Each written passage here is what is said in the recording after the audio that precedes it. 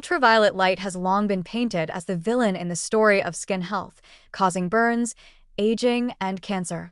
But the tale isn't so one-sided. In fact, when carefully controlled, UV exposure seems to hold surprising therapeutic potential, especially for people with autoimmune diseases.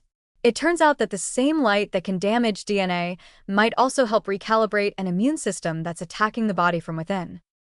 Autoimmune diseases like multiple sclerosis, psoriasis, lupus, and rheumatoid arthritis all share a common thread: a hyperactive immune system that has mistaken the body's own tissues for enemies.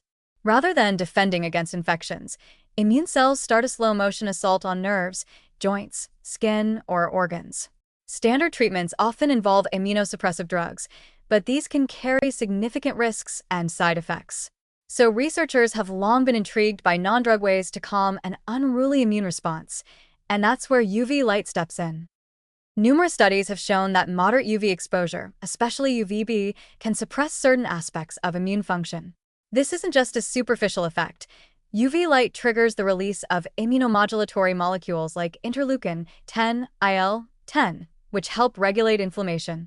It also induces the production of vitamin D, which is itself an immune modulator, promoting tolerance and dampening autoimmunity. Together, these effects seem to offer real benefit in diseases where the immune system needs a gentle push back into balance.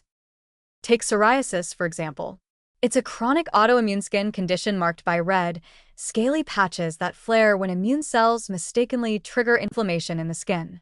UVB phototherapy is one of the most effective non-pharmaceutical treatments for moderate to severe cases. Regular, controlled doses of UVB light, administered under medical supervision, can reduce plaques, relieve itching, and extend remission. It's not a cure, but it's a powerful tool that works precisely because of UV's capacity to tone down the immune response. In multiple sclerosis, where the immune system targets the protective coating on nerve cells, geographical studies have long shown that people living closer to the equator have a lower risk of developing the disease.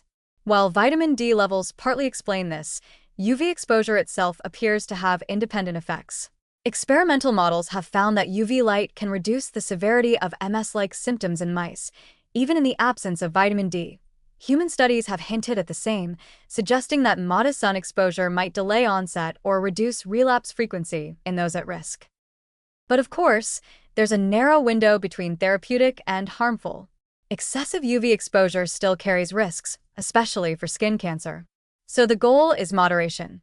A few minutes of sun exposure each day, just enough to stimulate the immune-regulating pathways without tipping into damage. It's a fine balance and one that's deeply individual. Skin tone, location, age, and existing health all play roles in how UV affects each person. Despite the complexity, the takeaway is both hopeful and oddly poetic. The very force that can damage skin cells, when used with care, can also help reset a malfunctioning immune system. It's a reminder that nature doesn't deal in absolutes. Sunlight isn't inherently good or bad, but simply powerful. When wielded wisely, it has the potential to heal as well as harm. So while UV light may never be a standalone treatment for autoimmune conditions, its ability to calm immune chaos opens the door to complementary strategies, less about suppressing the body entirely and more about nudging it back into equilibrium. In an age of high-tech medicine, sometimes a little light still holds the answer.